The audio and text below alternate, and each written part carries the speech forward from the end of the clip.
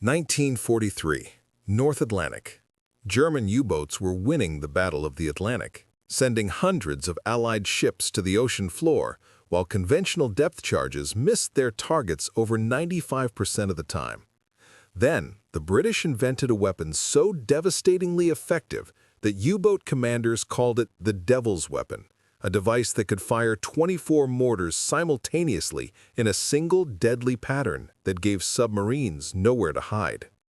But how did throwing explosives ahead of your ship instead of behind it completely reverse the outcome of the entire war at sea? Before we jump back in, tell us where you're tuning in from. And if this story touches you, make sure you're subscribed, because tomorrow I've saved something extra special for you. In the spring of 1943, the North Atlantic Ocean was the most dangerous place on Earth. Every day, long lines of cargo ships crossed the dark water. These ships carried food, weapons, and fuel from America to Britain. Britain needed these supplies to keep fighting against Germany. Without them, Britain would starve. Without them, Britain would lose the war. But Germany knew this too. German leader Adolf Hitler sent hundreds of submarines into the Atlantic. The Germans called these submarines U-boats. Each U-boat was like a steel wolf hunting in a pack. They hid beneath the waves. They waited for the cargo ships to pass overhead. Then they fired torpedoes that ripped through metal hulls and sent ships to the bottom of the sea. The numbers told a terrible story. In 1942, U-boats sank over 600 Allied ships. That was more than 100 ships every single month. Sailors called the ocean floor Torpedo Alley because so many men died there.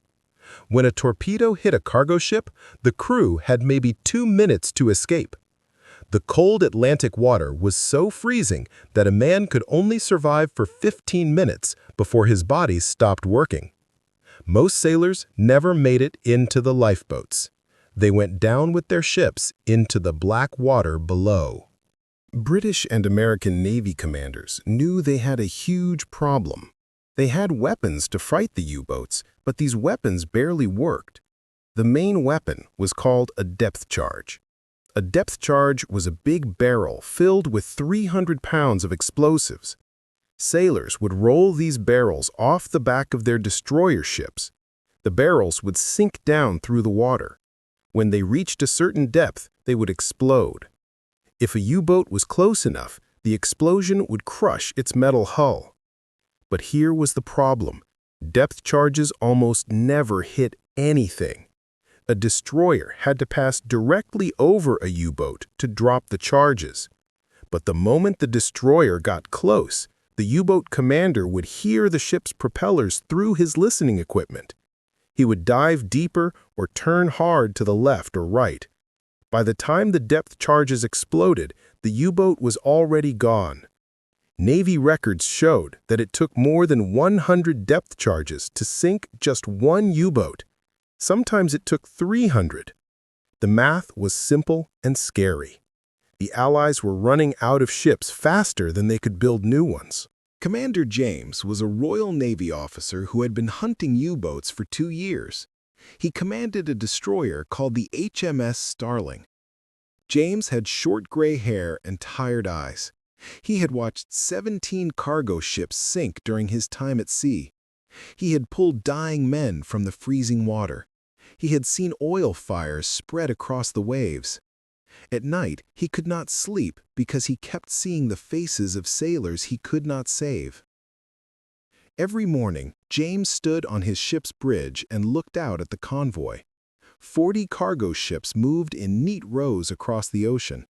His destroyers circled around them like a sheepdog watching sheep. He had 3 other destroyers helping him. But James knew the truth. 4 destroyers could not protect 40 ships from 20 U-boats hiding below the surface. The detection equipment gave James some help. His ship had a device called sonar that sent sound waves through the water. When the sound waves hit a U-boat, they bounced back. This told James where the U-boat was hiding. But sonar had big problems too. It only worked when the ship moved slowly. The moment James ordered full speed to chase a U-boat, the sonar stopped working because of all the noise from the propellers. And here was the worst part. The sonar stopped working directly under the ship. There was a blind spot. When James got close to a U-boat, he lost contact with it completely. He was driving blind, dropping depth charges, and hoping one would hit. German U-boat commander Klaus Weber understood this weakness perfectly. Weber was 32 years old and had sunk 11 Allied ships. He had been at sea for 8 months without going home. His U-boat was cramped and smelled like diesel fuel and unwashed men. The air was so thick that breathing felt like sucking through a wet cloth. But Weber did not care about comfort. He cared about victory. He believed Germany would win the war. He believed the U-boats would starve Britain into surrender. Weber had learned a simple trick that kept him alive. When a destroyer got close, he would dive to 400 feet and stay perfectly still. The destroyer would pass overhead, its sonar pinging uselessly. Then the destroyer would drop its depth charges behind itself, hoping to hit where the U-boat used to be. But Weber was no longer there. He was underneath the destroyer, hiding in the blind spot. The depth charges would explode far away. Weber would smile and wait.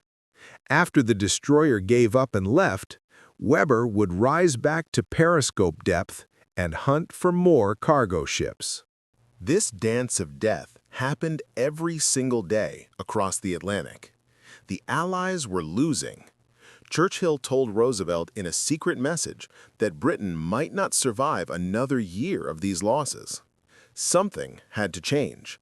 Some new weapons had to appear. The old ways of fighting U-boats were not working. In a small weapons laboratory in England, a group of engineers were testing something different, something that would change everything, something that would make U-boat commanders like Weber stop smiling.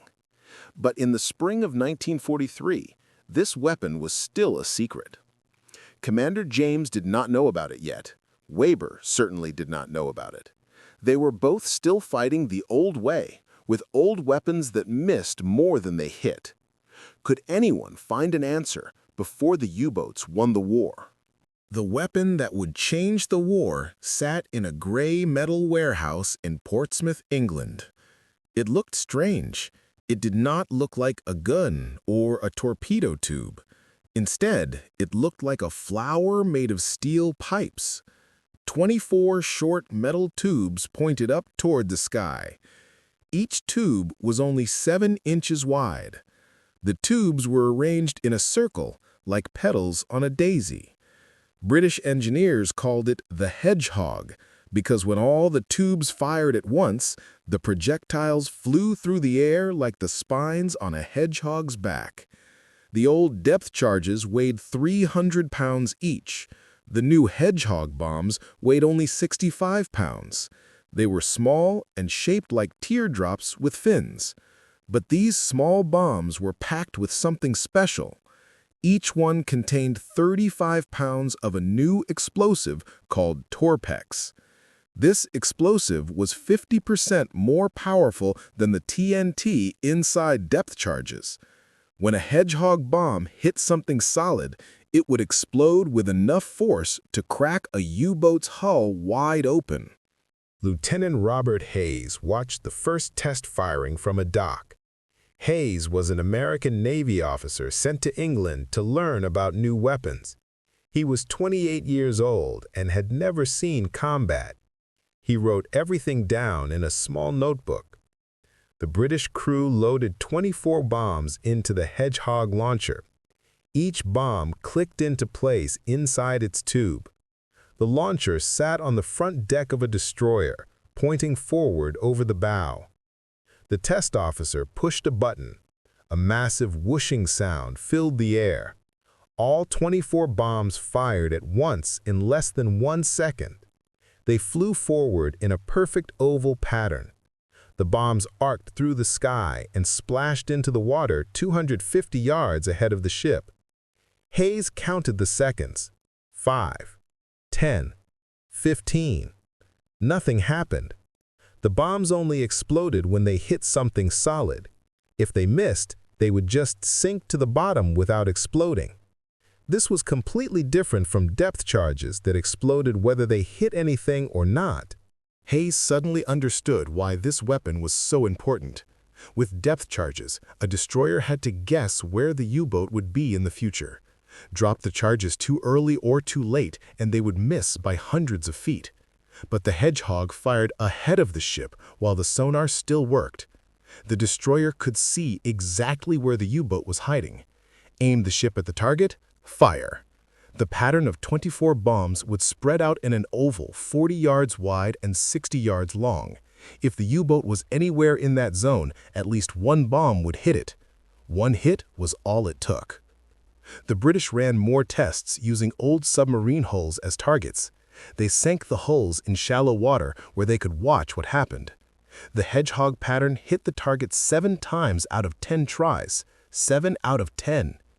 Depth charges only hit 1 time out of 100 tries. Hayes did the math in his notebook. The Hedgehog was 70 times more effective than the old weapon. 70 times. He circled the number 3 times with his pencil.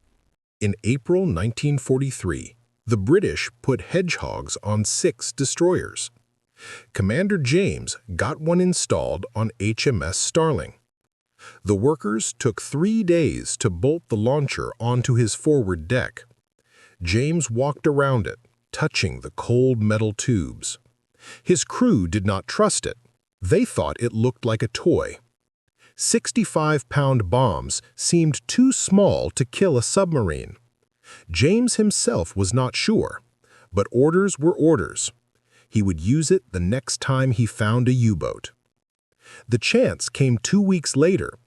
James was escorting a convoy when his sonar operator called out a contact. The sound signature was clear. A U-boat was sitting 400 feet below the surface, directly ahead. James felt his heart speed up. This was the moment. He ordered the ship to move slowly toward the target. 15 knots. Not too fast. Keep the sonar working. The sonar operator called out ranges. 800 yards, 600 yards, 400 yards. James could feel his hands shaking. The old way was to race over the top and drop depth charges. The new way was to aim carefully and fire while still far away. At 300 yards, James gave the order. Fire the Hedgehog. The whooshing sound made everyone on the bridge jump. The 24 bombs flew forward in their deadly pattern. James watched them splash into the water. He started counting. 5 seconds. 10 seconds. His crew was completely silent. Everyone was listening. 15 seconds. Nothing. Maybe they missed. Maybe the weapon did not work after all. 20 seconds. Then they heard it. A deep, booming sound that came up through the water and shook the ship's hull. Then another boom. Then a third. 3 bombs had hit the U-boat. James ran to the side rail. The ocean was churning. Huge bubbles of air burst on the surface. Oil spread out in a black circle. Pieces of wood floated up. Then a piece of metal with German writing on it. The U-boat was dead. James felt something he had not felt in 2 years. Hope. Real hope. His crew was cheering and hugging each other. The wireless operators sent a message to headquarters. U-boat destroyed with new weapon. First kill with Hedgehog. James looked down at the oil slick. Somewhere below, the U-boat was sinking to the bottom. The German crew inside never knew what hit them. They never had time to escape or turn away. The old dance was over. The old tricks did not work anymore. Could the U-boats survive when every destroyer in the Atlantic carried this new weapon? By June 1943, 50 Allied destroyers carried Hedgehogs on their forward decks. The factories in England and America worked day and night making more launchers and more bombs. Every convoy that crossed the Atlantic now had at least 2 ships with the new weapon. The U-boats did not know this yet. They were still using their old tricks. They were still diving deep and hiding in the blind spot under the destroyers. But the blind spot no longer mattered because the Hedgehogs fired forward, not backward. Commander Klaus Weber was hunting a convoy south of Iceland when everything changed for him.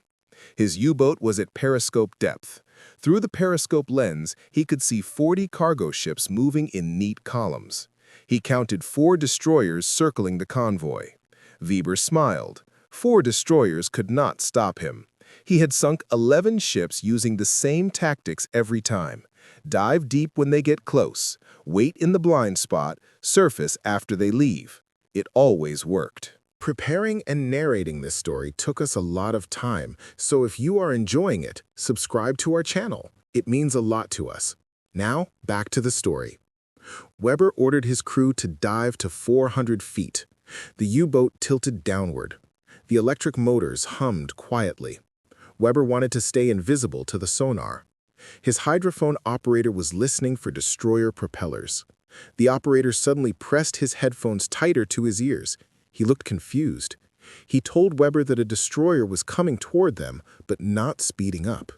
Usually, destroyers raced forward at full speed once they detected a U-boat.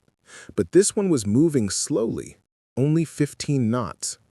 Weber did not understand. Maybe the destroyer's engines were broken. Maybe this would be easy. Then Weber heard a sound he had never heard before, a strange whooshing noise that came through the water. His hydrophone operator looked terrified. He said something was flying through the air above them, multiple objects, dozens of objects. They were splashing into the water. Weber felt his stomach drop. These were not depth charges rolling off the stern. These were coming from ahead of the destroyer. These were falling right on top of him. Weber screamed for the helmsman to turn hard to port. The U-boat began to swing left. But submarines turn slowly, especially at 400 feet deep. The first Hedgehog bomb hit the water 200 feet in front of them. Then more bombs splashed down in a pattern. Weber could hear them sinking through the water, getting closer. He ordered an emergency dive to 500 feet. The U-boat's nose tilted down steeper. The crew grabbed onto pipes and railings. Everyone was silent. Everyone was listening to the bombs sinking toward them. One bomb hit the U-boat's bow with a sharp clang. Then it exploded. The blast was so powerful that it felt like a giant had punched the submarine. Metal screamed and buckled. Lights shattered. Men fell to the floor. Water began spraying through a crack in the pressure hull. Weber's ears were ringing. He could taste blood in his mouth. A second bomb hit near the conning tower. Another explosion. More water. The U-boat was dying. Weber gave the order to surface. It was the only choice.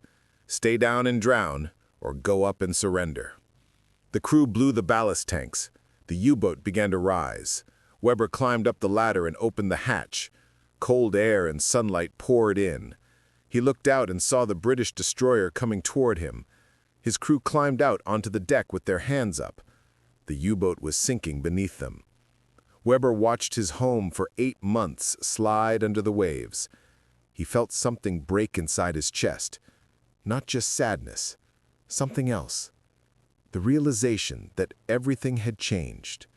The old rules were gone. The Allies had found an answer. The British pulled Weber and his crew out of the water. They were taken to England as prisoners. During his interrogation, Weber asked about the weapon that hit him.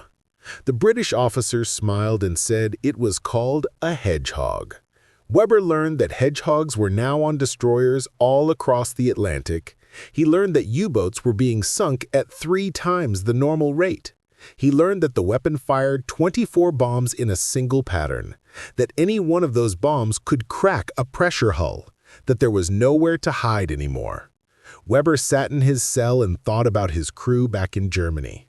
Thought about the young commanders who were still out there hunting convoys. They did not know yet. They were still using the old tactics, still diving deep, still thinking they were safe in the blind spot. But they were not safe. They were swimming into a trap they could not see. Weber had always believed that U-boats were the perfect weapon, silent, invisible, deadly. But now he understood something terrible. The perfect weapon only stays perfect until someone invents something better. In the Atlantic, U-boat after U-boat was dying. The Hedgehogs fired, and the bombs fell, and the submarines broke apart in the deep water. German radio operators sent desperate messages back to headquarters. "The Allies have a new weapon. It fires ahead. It kills us before we can escape." Admiral Donitz, the commander of all U-boats, read these messages with growing horror. He had sent young men into the ocean believing they would win. He had promised them that British defenses were weak. But the defenses were no longer weak. The hunters had become the hunted. By September 1943, the statistics told a clear story. Before Hedgehogs, it took 100 depth charges to sink one U-boat. After Hedgehogs, it took only 5 attacks to get a kill. The weapon had a hit rate of 20%. That meant 1 in every 5 attacks destroyed a submarine. The U-boats began staying away from convoys. They could not fight what they could not survive. The transformation was complete. The Battle of the Atlantic had turned. But could this one weapon truly decide the fate of the entire war at sea? The war ended in May 1945. Commander Klaus Weber had spent 2 years in a British prisoner-of-war camp in Scotland. During those 2 years, he had learned things that changed him forever. The British let prisoners read newspapers. Weber read about U-boat after U-boat being destroyed. He read about new Hedgehog kills every month. By the end of 1943, 43 U-boats had been sunk by the weapon. By the end of 1944, that number had grown to over 100. The weapon that killed Weber's submarine had killed hundreds more. Weber talked to other captured U-boat commanders in the camp. They all had the same story. They were hunting convoys using the old tactics, diving deep, hiding in the blind spot, then the strange whooshoo sound, then the bombs falling right on top of them, then the explosions that tore their boats apart. Some commanders survived because they surfaced in time. Others went down with their crews. One commander named Friedrich told Weber that he had heard the Hedgehog bombs sinking toward him and knew he was going to die. He said the waiting was the worst part, hearing them come closer and closer through the water and knowing there was nothing he could do. The British guards sometimes talked to the prisoners about the war. One guard told Weber that the Hedgehog changed everything in 1943. Before the Hedgehog, U-boats were winning. After the Hedgehog, U-boats started losing. The guard showed Weber a chart. In the first 5 months of 1943, U-boats sank over 200 Allied ships. In the last 7 months of 1943, U-boats sank less than 60 ships. The numbers told the story. The U-boats had been beaten, not by more destroyers or more aircraft, by one simple weapon that fired forward instead of backward. Weber thought about this every night in his bunk. He had believed Germany was winning the war. He had believed U-boats were unbeatable. He had believed the Allies were weak and stupid.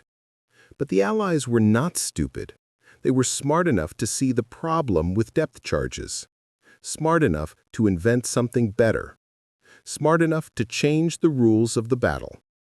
Weber realized that he had been fighting with old ideas against an enemy that was always thinking of new ideas. That was why Germany lost. In June 1945, Weber and the other prisoners were put on trucks and driven to Hamburg. The British were sending them home. Weber looked out the truck window as they crossed into Germany. He could not believe what he saw. Every city was destroyed. Hamburg was nothing but rubble and burned buildings. Berlin was worse. The streets were full of people digging through ruins looking for food. Children with thin faces and hollow eyes. Old women carrying water in rusty cans. This was not the Germany Weber remembered. This was not the country he had fought for. Weber walked to his old neighborhood in Hamburg. His apartment building was still standing, but half the roof was missing. He climbed the stairs to the 3rd floor. His wife opened the door and started crying. She had not seen him in 3 years. She thought he was dead. They held each other for a long time. His 2 children did not recognize him at first. They were 8 and 10 now. They had been 5 and 7 when he left for the war. They looked hungry. Everyone in Germany looked hungry. His wife told him what happened while he was gone. The Allies had bombed Hamburg over and over. The factories were destroyed. The port was destroyed. Food became scarce. People stood in lines for hours to get a loaf of bread. In the winter of 1944, his wife had burned their furniture to keep warm because there was no coal. She showed Weber their apartment. The walls were bare. The windows were covered with boards. They had sold everything to buy food. Weber sat at the kitchen table and put his head in his hands. He thought about the British prison camp. The British had fed him 3 meals every day. The food was simple, but there was always enough. He had a warm bed and a roof that did not leak. He had been treated better as a prisoner than his own family had been treated in Germany. This truth felt like a knife in his chest. What had he been fighting for? What had any of them been fighting for?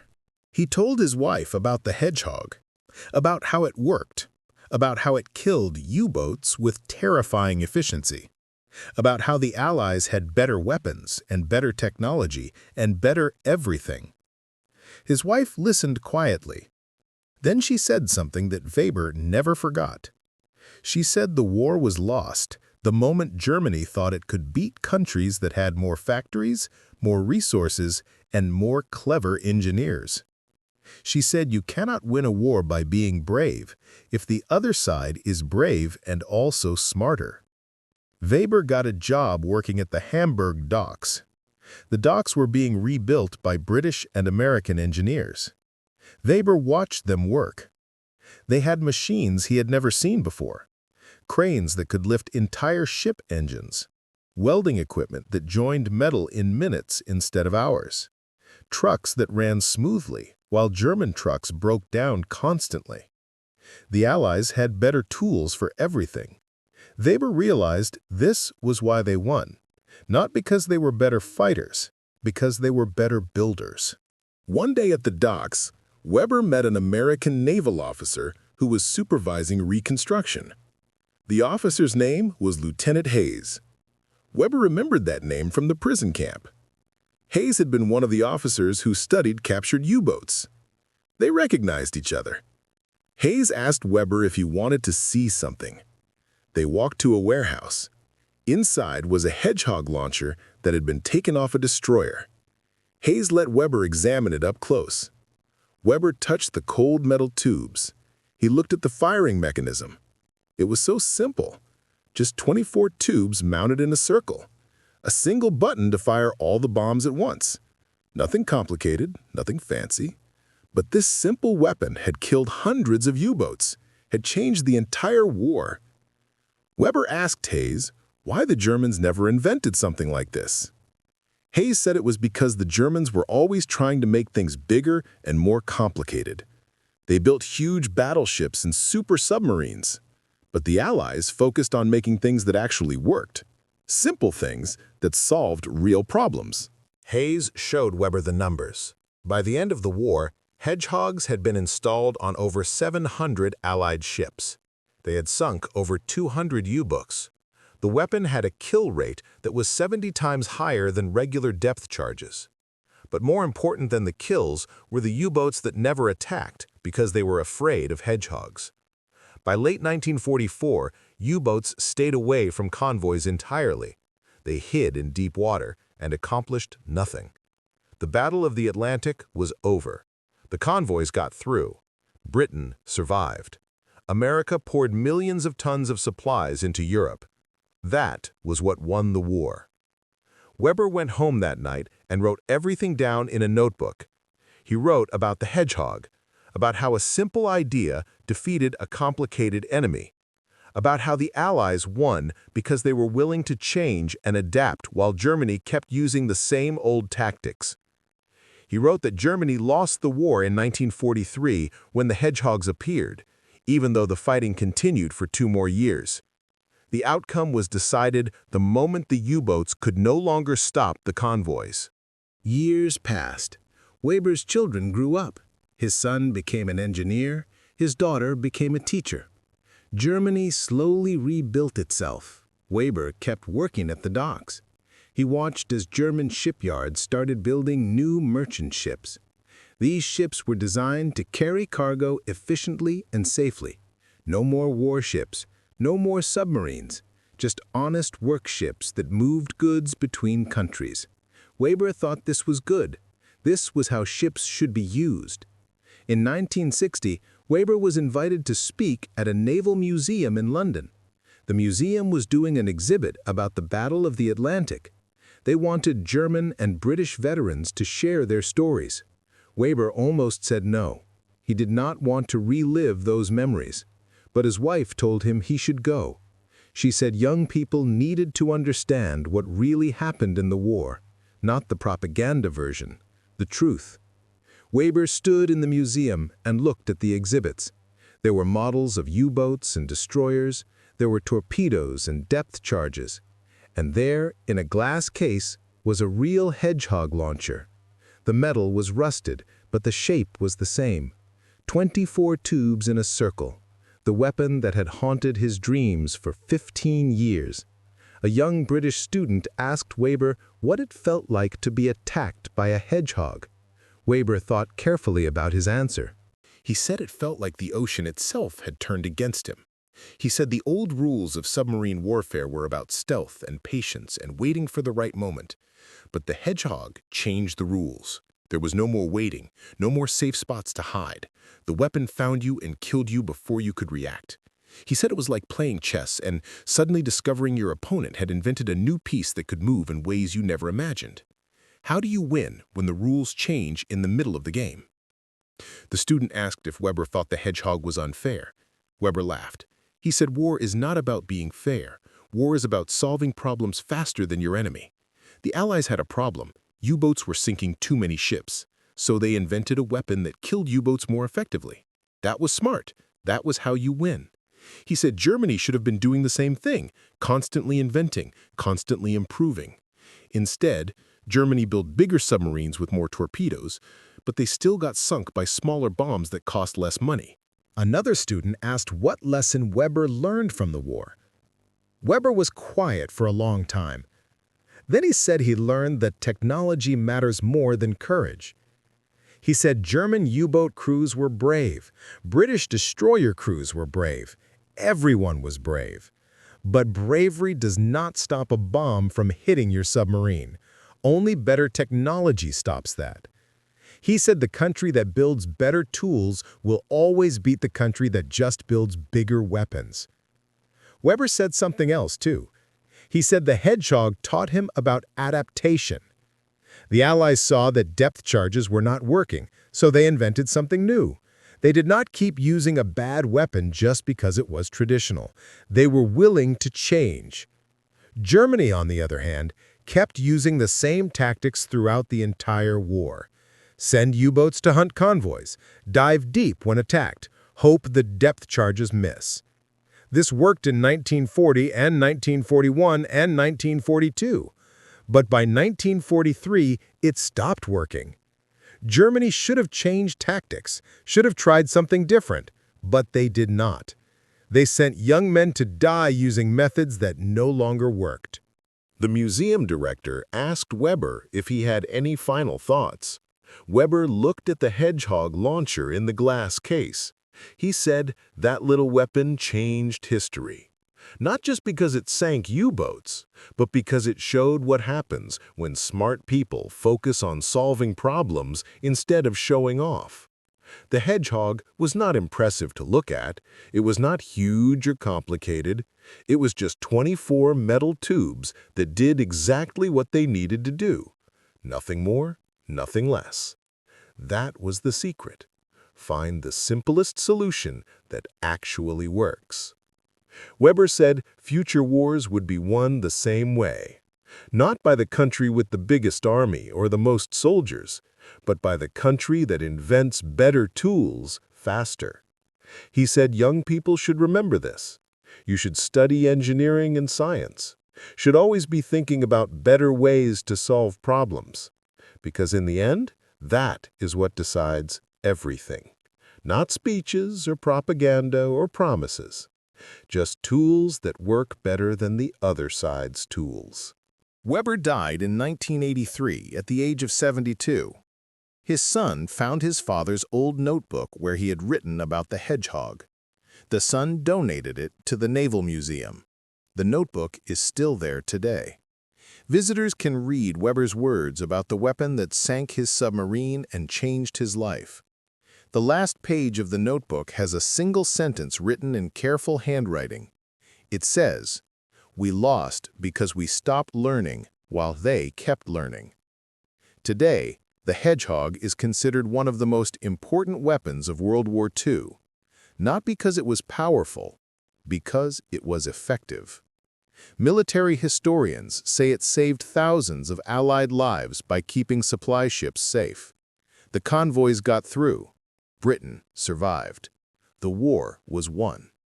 All because someone figured out that throwing small bombs forward was better than dropping big bombs backward. Sometimes the smallest change makes the biggest difference. Sometimes the simplest idea wins the war. Up next, you've got 2 more standout stories right on your screen. If this one hits the mark, you won't want to pass these up. Just click and check them out.